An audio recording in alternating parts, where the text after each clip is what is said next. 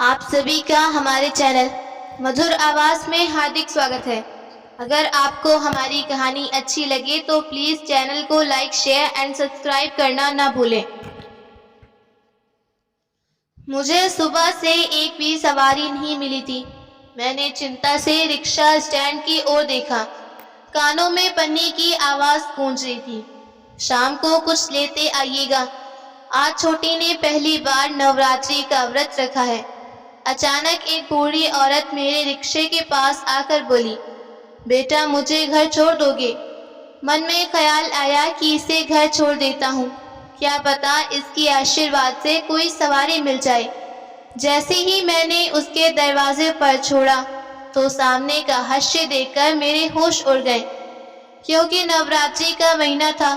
لوگوں کے گھروں میں طرح طرح کے پکوان بن رہے تھے، مندروں میں سجاوٹ ہو رہی تھی اور ہر گلی میں ماتا کے جاگرن اور گربے کی تیاریاں تھیں۔ کچھ غریب جو پریشان تھے کہ پاون سمے میں سب کچھ مہنگن ہو گیا ہے، چاہے وہ دودھ ہو یا پھل۔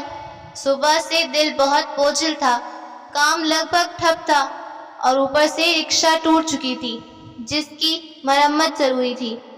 اب میں سوچ رہا تھا گھر کا خرچ چلاؤں یا رکشے کی مرمت کرواؤں، دونوں میں سے ایک ہی کر سکتا تھا۔ صبح پتنی نے جب چائے کے ساتھ باسی روٹی رکھی تو اپنے ہونٹ کاٹتے ہوئے دھیرے سے بولی، شام کو کچھ لیتے آئیے گا۔ میرے ہاتھ وہیں کانپ کر رہ گئے۔ میں نے حیرانی اور شکایتی نظروں سے اس کی طرف دیکھا۔ وہ میری حالت جانتی تھی، پھر بھی اس نے بیٹی کو نہیں روکا۔ چھوٹی کے پاپا، میں نے بہت سمجھایا لیکن وہ بچی ہے۔ کہنے لگی کہ محلے کی سب لڑکیاں تو پوجا میں نئی چوڑیاں اور چنری پہنیں گی، میں خالی ہاتھ رہ جاؤں گی۔ اگر اٹھتی تو صبح صبح رونے لگتی۔ میں نے ایک گہری سانس لی۔ دن بھر میں نے بازار اور محلے میں ادھر ادھر بھٹک کر دیکھا کہ کوئی سواریاں مل جائیں یا کوئی چھوٹا کام مل جائے، لیکن کوئی خاص بات نہیں بنی۔ انت میں ہار کر پھر اپنے ٹوٹے پھوٹے رکشہ کے پاس سڑک کنارے بیٹھ گیا۔ میرے آس پاس اوروں کے سندر سجائے گئے رکشے تھے۔ میں ایک کپڑے کی دکان پر کام کرتا، آمدنی زیادہ نہیں تھی لیکن گزر بسر آرام سے ہو جاتا۔ لیکن جب کورونا کا قہر آیا، دکان بند ہوئی اور میں بے روزگار ہوا۔ پتنی نے سب سہا، نہ کبھی شکایت کی، نہ کسی کے آگے ہاتھ پھیلایا۔ اوپر والے نے ہمیں ایک سنتان دی، میری چھوٹی جو اب 10 سال کی تھی۔ جب حالات نہیں سدھرے، کورونا ختم ہوا تو پتنی نے اپنی شادی کا گہنا میرے ہاتھ میں رکھا، ونود اسے بیچ کر ایک رکشہ لو، کم سے کم گھر کی روٹی دال تو چلے گی۔ میں نے آبھار بھری نظروں سے پتنی کی اور دیکھا۔ جتنی رقم ملی اس سے نیا رکشہ تو نہیں لیکن ایک کام چلاؤ پرانا رکشہ ضرور لے پایا۔ پچھلے 1.5 سال سے رکشہ چلا رہا ہوں لیکن خرچ پورے نہیں ہو پاتے۔ بیٹی کو پرائیویٹ اسکول سے نکال کر سرکاری اسکول میں دلوا دیا۔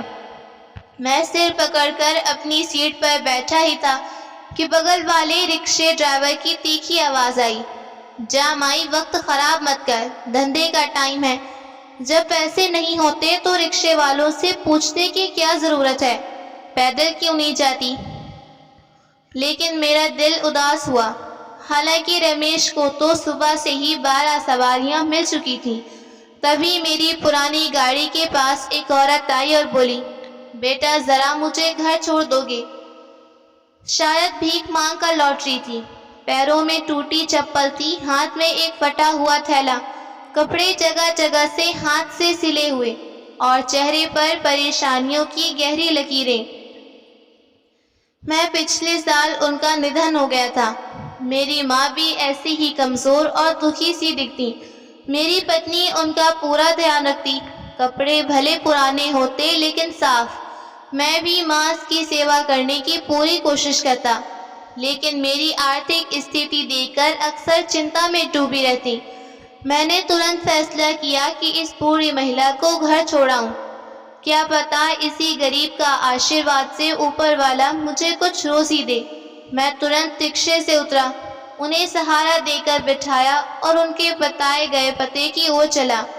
وہ شہر سے دور رہتی جہاں زیادہ تر لوگ اسی طرح کی غریبی میں جی رہے تھے۔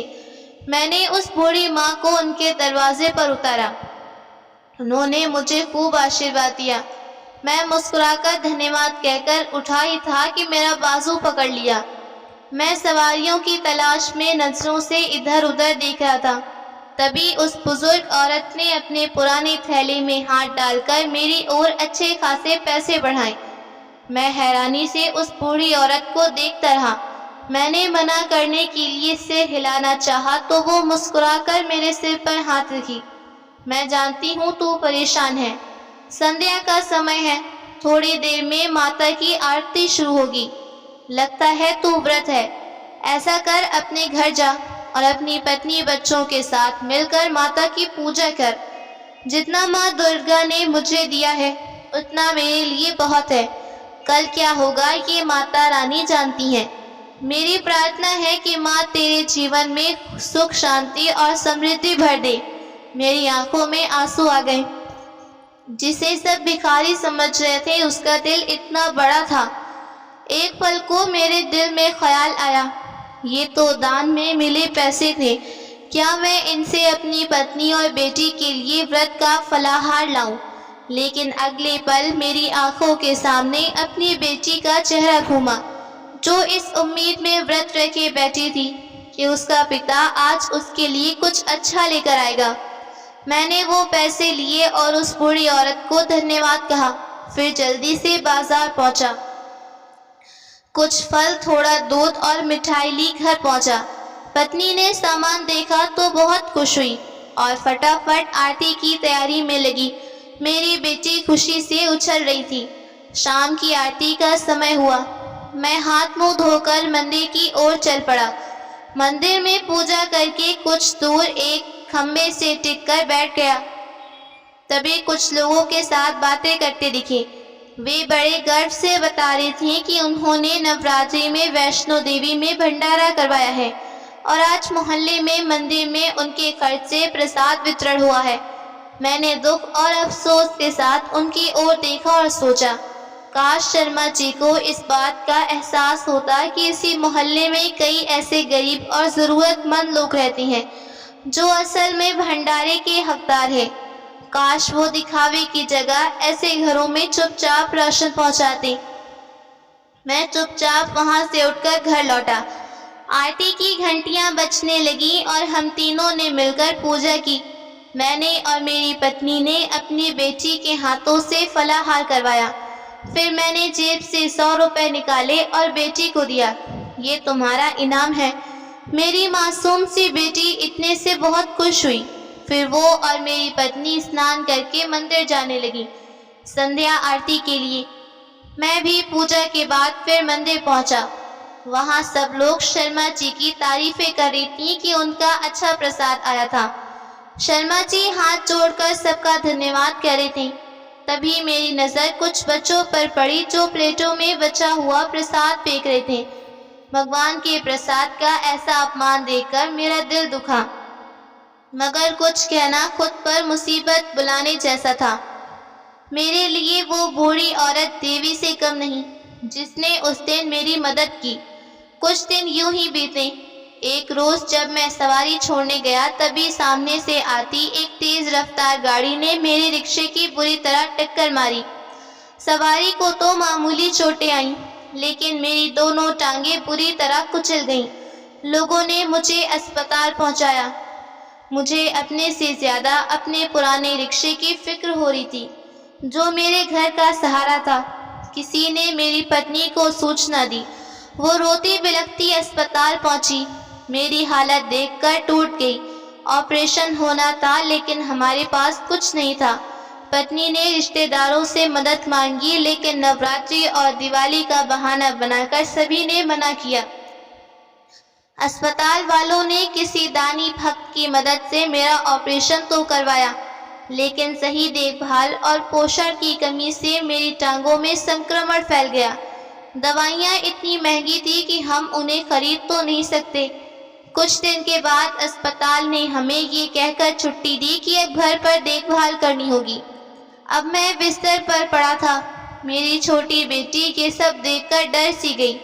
میری پتنی انیتا محلے کی عورتوں سے مدد مانگتی، راشن کی سرکاری قطاروں میں لگتی، لیکن کہیں سے کوئی مدد نہیں ملتی۔ وہ سیدھی سادی عورت دنیا کی چالاکیاں نہیں جانتی۔ کئی بار لوگ بہانے سے مدد کے نام پر اس کا مذاق بناتے یا اپمانت کرتے اور وہ روتے ہوئے لوٹ آتی۔ میں دن رات بھگوان سے پرارتھنا کرتا رہا کہ اس دکھد پریکشا سے مکتی ملے۔ محلے کے مندر کے پجاری جی ہمیں حالات کا پتہ تھا۔ وہ نوراتری میں درگا ماں کی پوجا کے بعد بچا ہوا بھوگ اور پرساد ہمارے لیے بھجواتے۔ ایک دن میں نے اپنی پتنی انیتا سیٹھ ہری نام کے گھر جاؤ اور ان کی پتنی سے کہو کہ سیٹھ جی سے بات کروا دے۔ یہ سن کر انیتا اداس ہوئی کیونکہ وہ خالی ہاتھ تھی، لیکن میں نے ضد کر کے اسے بھیجا کیونکہ سنا تھا سیٹھ ہری رام جی اس بار نوراتری میں مندر میں بہت بڑا بھنڈارا کروانے والے ہیں۔ مجھے امید تھی اگر وہ صرف کچھ ہزار روپے کا راشن یا میری دوائیوں میں مدد کریں تو میں ٹھیک ہو جاؤں۔ چھوٹی میرے پاس کھیل رہی تھی۔ اچانک دروازہ کھلا اور انیتا جس حالت میں آئی اسے دیکھ کر میرا کلیجہ کانپ اٹھا۔ اس کی چال میں صاف لڑکھڑاہٹ تھی۔ اس کے بکھرے بال اور کچلا ہوا لباس اس کی چادر کے بھیتر کے صاف نظر آ رہا تھا۔ وہ کانپتے ہوئے میرے پاس آئی، پھر اپنی مٹھی کھول کر اس میں دبے ہوئے 1000 روپے میرے سامنے پھینکتے ہوئے روتے ہوئے کمرے میں گئی۔ میں چھوٹی کے سامنے اس سے کچھ نہیں پوچھ سکتا۔ میرا دل بری طرح سے کانپ رہا تھا۔ میں نے ترنت چھوٹی سے کہا، بیٹا تم تھوڑی دیر بغل والی آنٹی کے گھر جاؤ، ان کی پوتی کے ساتھ کھیل لینا۔ وہ بھی کئی دنوں سے گھر میں بند ہو کر بور تھی، اس لیے انومتی ملتے ہی وہ شکنتلا چاچی کے گھر چلی گئی۔ مجھے ہمیشہ انیتا ہی سہارا دے کر بستر سے اٹھاتی، لیکن اس سمے میں نے بہت ہمت کر کے خود کو کھینچتے ہوئے اپنے ناکام شریر کو دروازے تک گھسیٹ کر لایا۔ میں دروازے کو زور زور سے پیٹ کر انیتا کو پکارا، لیکن اندر سے صرف اس کی سسکیوں کی آواز آئی۔ انیتا تمہیں خدا کا واسطہ ہے، تمہاری بیٹی کی قسم دروازہ کھولو، مجھے بتا دو کیا ہوا ہے، میرا دل دم سے پھٹ رہا ہے۔ اچانک دروازہ کھلا، میں کمرے میں داخل ہوا۔ اس کی پھٹی ہوئی قمیص کا دامن، گردن پر نشان اور زخمی کلائی میرے سامنے تھی۔ اب مجھے کچھ بتانے کی ضرورت نہیں تھی، میں سب کچھ سمجھ چکا تھا۔ وہ زمین پر گر کر بری طرح رونے لگی۔ میں نے اسے گلے سے لگایا تو وہ ہچکیاں لیتے ہوئے بتائی، سیٹھ جی کے گھر کی عورتیں کہیں باہر تھیں، نوکر نے مجھے یہ نہیں بتایا۔ جب میں نے جا کر سیٹھ جی سے ملنے کی اچھا جتائی تو انہوں نے مجھے ڈرائنگ روم میں بٹھایا۔ تھوڑی دیر بعد سیٹھ جی آئے۔ جب میں نے ان سے مدد کی گہار کی تو انہوں نے نوکر سے کہا، دروازہ باہر سے بند کرو، مجھے کچھ کہنے کہ وہ میری مدد کریں گے جتنی میں چاہوں۔ اتنا کہہ کر انیتا پھوٹ پھوٹ کر رونے لگی۔ مجھے لگ رہا تھا جیسے میرے شریر سے پران نکل رہے ہوں۔ میں نے بھاگنے کی کوشش کی لیکن دروازہ بند تھا۔ خدا کی قسم اس میں میری کوئی رضامندی نہیں۔ اگر ذرا بھی اندازہ ہوتا تو میں دروازے سے لوٹ آتی۔ میں نے اپنی زندگی کے 10 سال اپنی بیوی کے ساتھ بتائے۔ اگر کچھ ہوتا تو کوئی بھی میری بات پر وشواس نہیں کرتا اور الٹا میری بیوی کی عزت کا تماشا بن جاتا۔ کاش میں نے انیتا کو سیٹھ جی کے گھر نہ بھیجا ہوتا۔ میں بے بسی اور پچھتاوے میں پھوٹ پھوٹ کر رونے لگا۔ تھوڑی دیر بعد چھوٹی گھر آئی۔ اپنے ماتا پتا کو یوں روتے دیکھ کر وہ گھبرا گئی اور زور زور سے رونے لگی۔ ہماری چیخ پکار سن کر پاس میں رہنے والی شکنتلا چاچی گھر آئیں۔ انہوں نے انیتا کی حالت دیکھی تو دل بیٹھ گیا۔ انہوں نے میرے سر پر ہاتھ رکھتے ہوئے کہا، ونود بیٹا تمہاری حالت دیکھ کر بہت دکھ ہوا، کہو تو محلے کی عورتوں کو بلاؤں اور سیٹھ کو سبق سکھاتے ہیں، جو ہر سال تیرتھ یاترا کرتا ہے، مندروں میں دان دیتا ہے، لیکن دوسروں کی بہو بیٹیوں کی عزت کا بالکل خیال نہیں۔ یہ سن انیتا نے ہاتھ جوڑا۔ چاچی آپ کو میری قسم ایسا مت کرنا، نہیں تو یہ لوگ ہمیں محلے سے نکال دیں گے۔ کل کو اس کے رشتے پر انگلی اٹھے گی۔ میں بھوک، بیماری، غریبی سہ لوں گی لیکن بدنامی نہیں۔ اگر اور کوئی راستہ نہیں تو ہم تینوں زندگی ختم کر دیں گے۔ انیتا کی بات سن کر چاچی سہم گئی۔ کچھ دیر ہمارے پاس بیٹھ کر دلاسا دیتی رہی۔ شام کو جب ان کا بیٹا کام سے لوٹا تو وہ اس کے ساتھ کچھ آٹا، چاول، دال، تیل لے کر آئیں۔ انہوں نے انیتا کو ہمت دی۔ بیٹی تم ٹوٹو نہیں، حالات ٹوٹے ہیں۔ انیتا روتے روتے اٹھ کر پوجا کی تیاری کرنے لگی۔ اب وہ صبح کی آرتی سے پہلے رسوئی میں چولہا جلا رہی تھی۔ چھوٹی سو رہی تھی اور میں چپ چاپ ایک مورتی کی طرح بستر پر بیٹھا تھا۔ انیتا میرے لیے چائے بنائی۔ ونود یہ لو تمہاری چائے۔ تمہاری خاموشی میری جان لے لے گی، کچھ تو بولو۔ میں نے اداسی سے اپنی پتنی کی طرف دیکھا جس نے میری وجہ سے اپنی عزت گنوائی۔ میں کیسا بے بس انسان تھا۔ میں نے اس کے ہاتھ پر ہاتھ رکھ کر اسے تسلی دی۔ انیتا میں تمہارے لیے کچھ بھی غلط نہیں سوچ رہا۔ میں اپنی حالت پر شرمندہ ہوں۔ کاش میں نے تمہیں نہ بھیجا ہوتا۔ ہم دونوں کچھ دیر تک چپ چاپ بیٹھے رہے۔ تھوڑی دیر میں مندر سے گھنٹیوں کی آواز گونجی اور آرتی شروع ہوئی۔ میں نے من ہی من فیصلہ کیا کہ اب مجھے کیا کرنا ہے۔ اگلی صبح میں نے اپنی بیٹی کو شکنتلا چاچی کے پاس چھوڑا اور ان سے کہا، میں علاج کے لیے اسپتال جا رہا ہوں، وہاں لمبی لائن لگتی ہے، شاید دیر رات تک لوٹوں۔ انہوں نے خوشی خوشی میری بیٹی کو رکھا۔ انیتا بالکل چپ تھی۔ میں گھر سے نکلا اور انیتا کی مدد سے رکشے میں بیٹھا۔ ہماری منزل تھی اس علاقے کا ایک بڑا چوراہا جہاں کئی لوگ سڑک کنارے بیٹھ کر بھیک مانگتے ہیں۔ جب ہم وہاں پہنچے اور اترے تو انیتا مجھے حیرانی سے دیکھنے لگی۔ میری حالت سب کے سامنے صاف تھی۔ بگڑتی طبیعت، زخموں اور پرانی پٹی سے رشتہ خون۔ ہم دونوں پتی پتنی سر جھکائے کچھ دیر وہیں بیٹھے رہے۔ راہ کینوں نے ہمارے بچھے رومال پر پیسے ڈالنا شروع کیے۔ انیتا شرمندگی سے مانو زمین میں گڑ جانا چاہتی تھی۔ میں نے خود اپنے ہاتھ پھیلائے۔ ہم دونوں کی زبان اب بھی خاموش تھی۔ یوں ہی بیٹھے بیٹھے شام ہوئی۔ ہمیں امید سے زیادہ بھیک ملی۔ کسی بھی صاف ستھرے اور عزت دار انسان کے لیے یہ پل بہت برا ہوتا ہے جب اسے کسی کے سامنے ہاتھ پھیلانا پڑے۔ کل تک سوکھی روٹی کھانے والے آج حادثے کے بعد بھکاری بن گئے، پر یہ کم سے کم کسی درندے کے ہاتھوں اپنی عزت کھونے سے لاکھ گنا بہتر تھا۔ ہم لوگ چپ چاپ اپنے محلے لوٹ آئیں۔ شکنتلا چاچی ہمارے انتظار میں تھی۔ انیتا چھوٹی کو اپنے ساتھ لائی۔ کافی سمے بعد ہمارے پاس اتنا پیسہ تھا کہ ہم پیٹ بھر کھانا کھا سکیں، اور تھوڑا بچ گیا۔ سلسلہ پورے نوراتری چلا۔ کبھی ہم چھوٹی کو شکنتلا چاچی کے پاس چھوڑتے اور کبھی ساتھ لے جاتے۔ میں جانتا تھا اس سے میری بیٹی کے من پر برا اثر پڑے گا، لیکن انیتا نے اسے سمجھایا کہ وہ اس بارے میں کسی سے کچھ نہ کہے۔ ایک دن ہم تینوں، میں، انیتا اور چھوٹی، جو فٹ پاتھ پر بیٹھے تھے۔ ہمارے سامنے ایک کار رکی۔ اس میں جو شخص تھا اسے دیکھ کر میری پیشانی پر بل پڑ گئے، کیونکہ وہ سیٹھ جی کا بیٹا تھا۔ وہ شاید وہاں کسی کام سے اترا۔ اترتے ہی اس نے اپنے موبائل سے میری اور انیتا کی تصویریں لینا شروع کی۔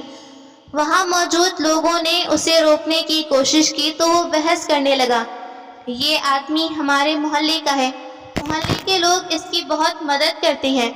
میرے پتا جی نے خود اس کی بیوی کے علاج کے لیے پیسے دیے، لیکن یہ آدمی جان بوجھ کر یہاں بیٹھ کر بھیک مانگتا ہے تاکہ بھیک کو دھندا بنا سکے۔ اس کی باتیں سن کر کچھ لوگ ہمیں برا بھلا کہنے لگے اور کچھ اسے روکنے کی کوشش کرنے لگے۔ لوگوں نے سمجھا بجھا کر اسے وہاں سے ہٹایا۔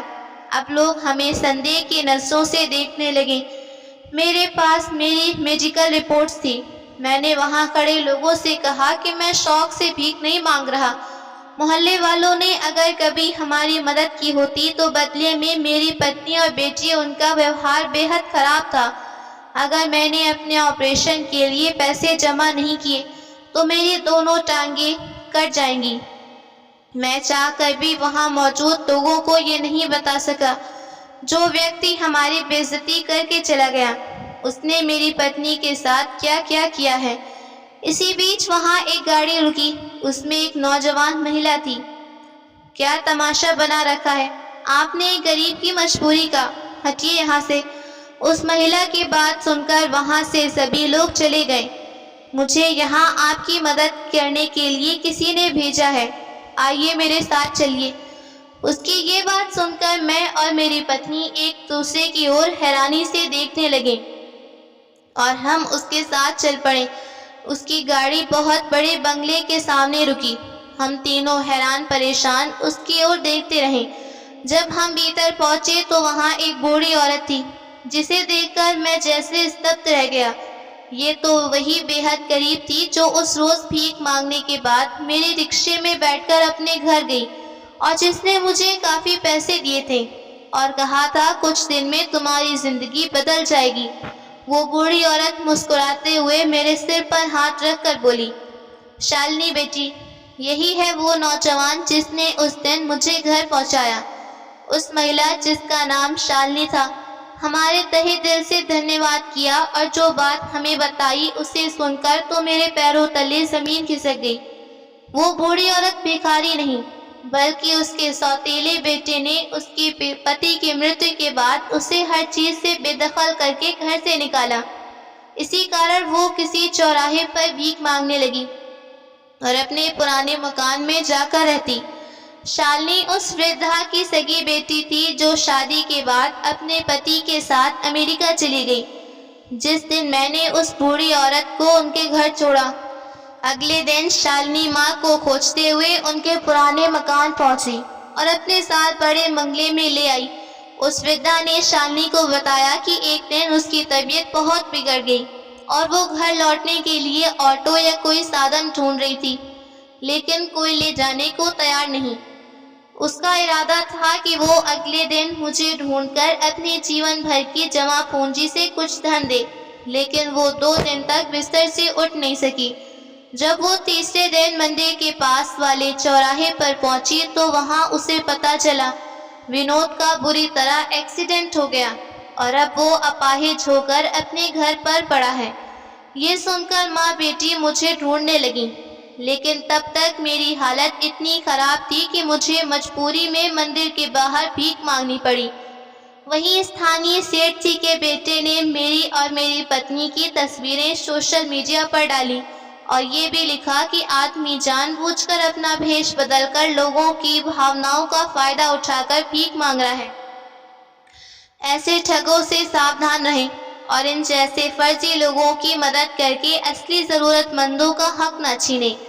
یہ خبر دیکھتے ہی پورے سوشل میڈیا پر پھیلی۔ جب شالنی نے میری تصویر اپنی ماں کو دکھائی تو وہ بوڑھی عورت مجھے پہچان گئی۔ یہی وہ شخص ہے جس نے میری مدد کی، اور اسی طرح شالنی ہمیں ڈھونڈتے ہوئے اس چوراہے پر آ پہنچی۔ میں نے کبھی اپنے کام میں نہیں سوچا کہ ایک بوڑھی عورت تھوڑی سی مدد کرنے کا اتنا بڑا انعام ملے گا۔ شالنی ایک سماجی کاریہ کرتا تھی اور ایک بہت بڑی سنستھا چلاتی، جس سے وہ سینکڑوں ضرورت مند پریواروں کی دیکھ بھال کری تھی۔ یہ سب وہ اپنے دیونگت پتا کی سیکھ کو پورا کرنے کے لیے کری تھی۔ شالنی نے میرا بہترین علاج کروایا۔ 2 مہینے بعد میں اپنے پیروں پر کھڑا ہو گیا۔ میں نے اچھے دنوں میں میٹرک تک پڑھائی کی۔ جیسے ہی میری طبیعت ٹھیک ہوئی، شالنی نے مجھے اپنی سنستھا میں سماجی کاریہ کرتا کے روپ میں رکھا۔ میری پتنی نے شالنی کے گھر میں نوکری کی اور اب وہ اس بزرگ ماں کا خیال رکھتی جن کا نام لیلاوتی تھا۔ جب میں شالنی کے ساتھ کسی ضرورت مند ویکتی کو ڈھونڈنے اور اس کی مدد کرنے جاتا تو مجھے بھیتر سے ایک آتمک خوشی ہوتی جسے میں شبدوں میں بیان نہیں کر سکتا۔ اگر وہ لوگ جنہیں بھگوان نے دولت دی ہے ضرورت مندوں کو بھوکا نہ سونے دے اور نہ غریب اور مجبور انسان اپنی لاچاری میں آتم ہتیا کرے گا، میری بیٹی اب 12 سال کی ہو چکی تھی اور ایک بہترین اسکول میں پڑھائی کر رہی تھی۔ ایک دن ہمیں سوچنا ملی کہ کچھ نالائق اولادوں نے ایک بزرگ کو کچرے کے ڈھیر میں پھینک کر بھاگ گئے۔ استھانی لوگوں نے ہماری سنستھا کا نمبر ڈھونڈ کر ہمیں بلایا۔ میں اپنے 2 ساتھیوں کے ساتھ ایمبولینس میں اس جگہ پہنچا۔ جب ہم نے کچرے کے ڈھیر میں لپٹے اس بیمار اور بے ہوش بزرگ کو دیکھا تو میں اندر تک کانپ گیا۔ وہ انسان اتیاچاری ہری رام تھا، جسے سب سیٹھ جی کہہ کر بلایا کرتے۔ ایشور کے نائے کی ترازو اپنے فیصلہ سنا دیا۔ مجھ پر، میری پتنی پر اور نہ جانے کتنے بے بس لوگوں پر ظلم کرنے کا نتیجہ سیٹھ ہری رام کو اسی دھرتی پر ملا۔ میری آنکھوں میں آنسو آ گئے۔ میں تو ایک غریب اور لاچار تھا، لیکن بھگوان کی عدالت میں ہمیں انصاف تھی۔ کبھی بھی کسی کی مدد کرنے سے پیچھے نہ ہٹو، کیونکہ چھوٹی سی مدد بھی بہت بڑا پھل بن کر لوٹ سکتی ہے، اور جو لوگ دوسروں پر ظلم کرتے ہیں انہیں ایشور کی عدالت میں ضرور نیے ملتا ہے، بھلے ہی دیر سے۔ تو دوستو، یہ تھی ہماری آج کی کہانی۔ اگر آپ کو پسند آئی ہو تو لائک کمنٹس کر کے ضرور بتائیے گا۔